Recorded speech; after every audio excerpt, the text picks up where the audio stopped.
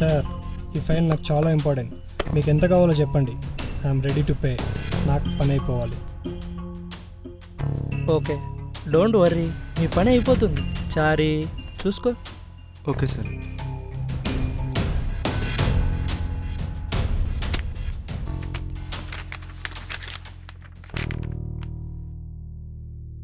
చారీ, ఆ ఫైల్ ఏమైందయ్యా? ఇంకా ప్రాసెస్ కాలేదా? సార్, ఆ మణికొండ పర్సన్ ఫైలే కదండి, ఈ వీక్లో అయిపోతుందండి. ఏంటి లేటు?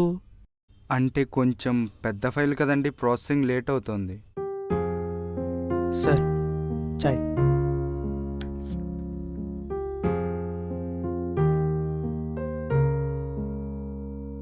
ఛీ, ఇదొక ఛాయ. చల్లగా ఉంటే నాకు చిరాకని తెలీదా?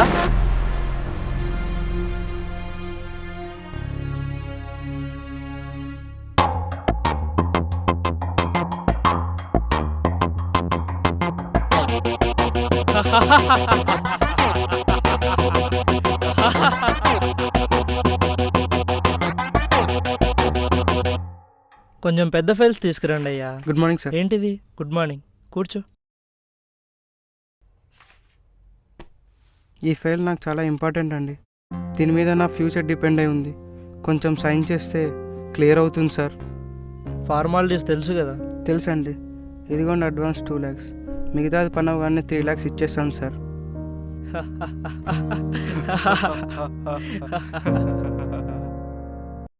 నీకేమైనా జోక్గా ఉందా? 2 crores డీల్ జస్ట్ 5 lakhsకే సైన్ చేయాలా? 25 lakhs తీసుకుని రా, వెళ్ళు. సార్ సార్ ప్లీజ్ సార్, అలా కాదు సార్. సార్ సార్ చారీ. ఓకే సార్, నువ్వు రావయ్యా బాబు.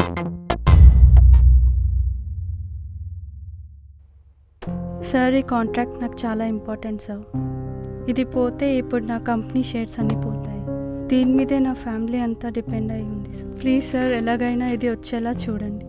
మీరున్న పొజిషన్కి నాకేం ఇవ్వలేరు, సో నాకేం లాభం లేదన్నమాట.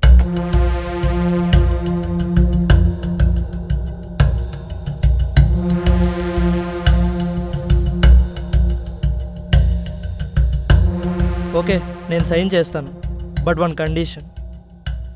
నువ్వు నాతో ఒక్క రాత్రి గడపాలి. నువ్వు చీ తూ అనుకున్నా నీకు పెద్ద ఆప్షన్స్ ఏమీ లేవు.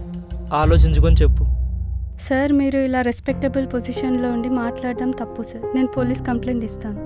ఇవ్వు, నాకేం ప్రాబ్లం లేదు. జస్ట్ 1 dayలో బయటకు వస్తా. కానీ ఈ ప్రాజెక్ట్ నీకు లైఫ్లో దక్కకుండా చేస్తా.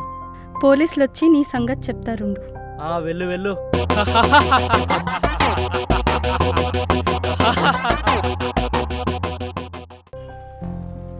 సార్ మీ చాయ్. ఏంటోరా బాబు, వాడు చేసే పనులు నా నెత్తికి చుట్టుకుంటున్నాయి. ఎందుకు సార్ ఆయనకి అవన్నీ అలాంటి పనులు చేస్తుండు? ఆడి పని ఆడే పోతాలే.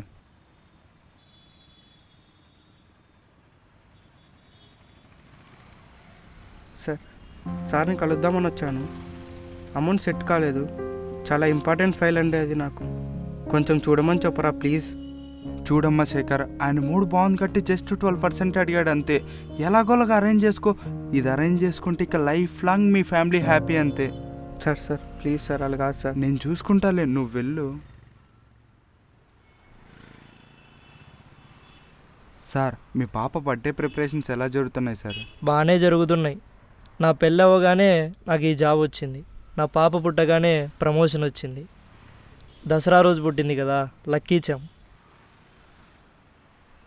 రే, మనీ అరేంజ్ అయ్యాయా లేదా? ట్రై చేయరా. మరీ అరేంజ్ అయ్యాయా లేదా? ట్రై చేయరా. ఎలా రా?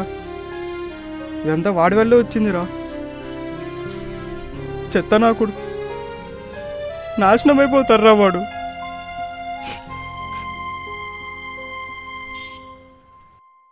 ఆగండి మేడం, ఎక్కడికి? అదే సార్, కాంట్రాక్ట్ గురించి మళ్ళొకసారి రిక్వెస్ట్ చేద్దామని వచ్చాను. చూడమ్మా, ఆయన ఒక మోనార్, పట్టిందే కావాలనే టైపు. నీ మంచి కోరి చెప్తున్నా, ఒక్క రాత్రి నీది కాదనుకో, కళ్ళు మూసుకుంటే అయిపోతుంది. మళ్ళీ ఇలాంటి వాళ్ళ జోలికి వెళ్ళే అవసరం ఉండదు. ఇంకా 10 days టైం ఉంది. బాగా ఆలోచించుకొని రా, అన్నీ నేను సెట్ చేస్తా.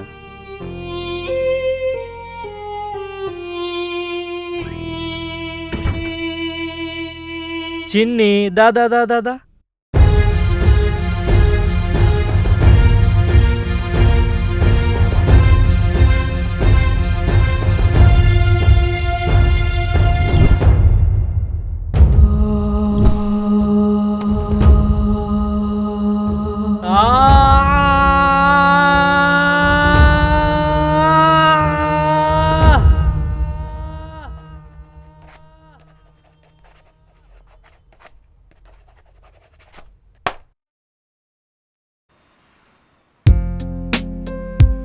సారీరా తమ్ముడు, ఆ రోజు ఏదో కోపంలో తిట్టేశాను, ఏమనుకోవద్దు. పర్లేదమ్మా. పద.